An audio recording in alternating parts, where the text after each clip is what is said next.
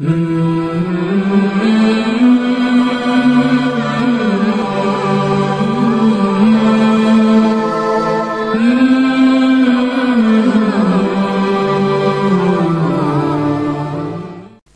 و نصلی علی رسول الکریم اما بعد فاعوذ باللہ من الشیطان الرجیم بسم اللہ الرحمن الرحیم الم یجدک یتیما فآوی صدق اللہ العظیم۔ سورہ زحا کی آیت ہے 30ویں سپارے کی۔ اللہ تعالیٰ فرماتے ہیں کہ آپ کو ہم نے یتیم پایا اور پھر اس کے بعد آپ کو جگہ عطا کی، مقام عطا کیا۔ آپ علیہ الصلوۃ والسلام کو اللہ رب العزت نے یتیمی کی حالت میں پیدا فرمایا۔ آپ کی ولادت ہوئی تو آپ کی ولادت سے قبل آپ کے والد حضرت عبداللہ دنیا سے تشریف لے گئے تھے۔ حضرت بی بی آمنہ بنت وہب جو آپ کی والدہ ماجدہ ہیں، وہ فرماتی ہیں کہ جس طرح آپ کی ولادت ہو رہی تھی، آپ دنیا میں تشریف لا رہے تھے، ہماری غربت کا یہ عالم تھا کہ ہمارے پاس دیا جلانے کے لیے چراغ میں تیل بھی نہیں تھا۔ مطلب یہ غربت کا یہ عالم تھا اور ہماری غربت کی یہ کیفیت تھی کہ ہمارے گھر کے اندر جو چراغ تھا اس چراغ میں روشنی کرنے کے لیے تیل تک موجود نہیں تھا۔ ورنہ اگر اللہ تعالیٰ چاہتے تو اللہ تعالیٰ تو یہ کر سکتے تھے کہ دونوں جہانوں کے سردار دنیا میں تشریف لا رہے ہیں تو اللہ تعالیٰ چاند کو، اللہ تعالیٰ سورج کو، اللہ تعالیٰ ستاروں کو اور سیاروں کے کشاؤں کو، اللہ تعالیٰ تمام جو آسمانی نور ہے اور روشنی ہے اس کو حکم دے سکتے تھے کہ آج رات چونکہ میرا لاڈلا آخری پیغمبر جہانوں کا سردار اس دنیا میں آنے والا ہے، تم سب نے جا کر اس کے گھر کو منور کرنا ہے۔ لیکن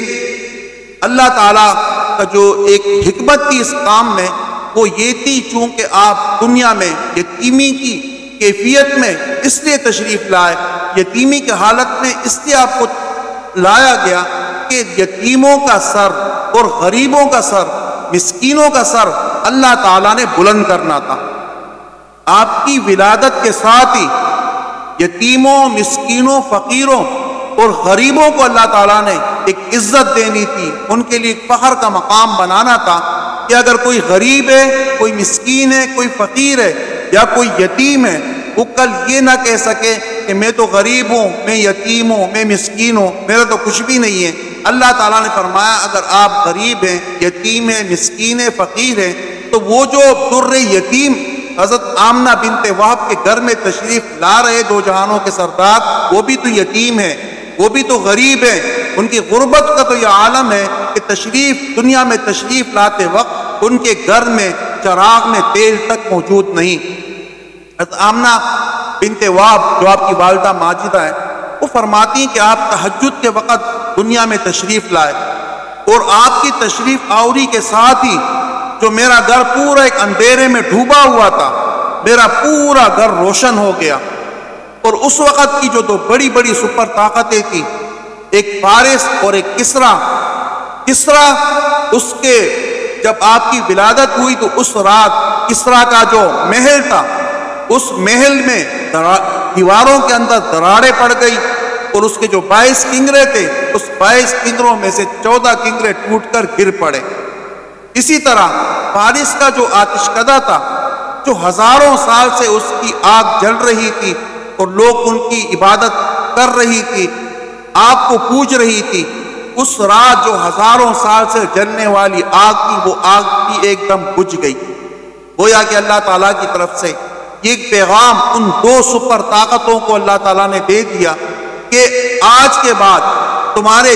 دن گنے جا چکے ہیں اور اب تمہاری بادشاہی، تمہارا ظلم اور تمہاری کفر کی جو طاقتیں اب وہ انشاءاللہ نہیں چلیں گی۔ تو اللہ تعالیٰ نے ان دو سپر طاقتوں کو آپ کی ولادت کے ساتھ یہ پیغام دے دیا کہ ایک غریب، ایک در یتیم جو دنیا میں آ رہا ہے وہ ان غریبوں کو بلند و بالا کر دے گا اور جو سپر طاقتیں بن کر لوگوں کو اپنی عبادت کے اوپر اور اپنے آگے جھکانے کے اوپر وہ اصرار کر رہی ہے، ان تمام کے دن اب ختم ہو چکے ہیں، اب ان کی حکومتیں نیست و نابود ہوں گی۔ تو اللہ تعالیٰ نے آپ علیہ الصلوۃ والسلام کو یتیم دنیا میں یتیمی کی حالت میں آپ کی تشریف آوری اس لیے کرائی تاکہ یتیموں کا سر فخر سے بلند ہو جائے، غریبوں کا سر فخر سے بلند ہو جائے، مسکینوں کا سر اور فقیروں کا سر فخر سے بلند ہو جائے، اور وہ فخر کرنے لگے کہ اگر ہم غریب ہیں تو ہمارے آقا بھی تو غربت کی حالت میں دنیا میں تشریف لائے۔ اس لیے اللہ تعالیٰ نے فرمایا الم یجدک یتیما فآوا، ہم نے آپ کو یتیمی کی حالت میں پایا اور اس کے بعد ہم نے آپ کو جگہ عطا فرمائی، آپ کو مقام عطا فرمایا اور سارے کائنات کو آپ کے لیے مسخر کر دیا۔ اللہ تعالیٰ سے دعا ہے کہ اللہ تعالیٰ ہمیں آپ صلی اللہ علیہ وسلم کے نقش قدم پر چلنے کی توفیق عطا فرمائے۔ وما علینا الا البلاغ المبین۔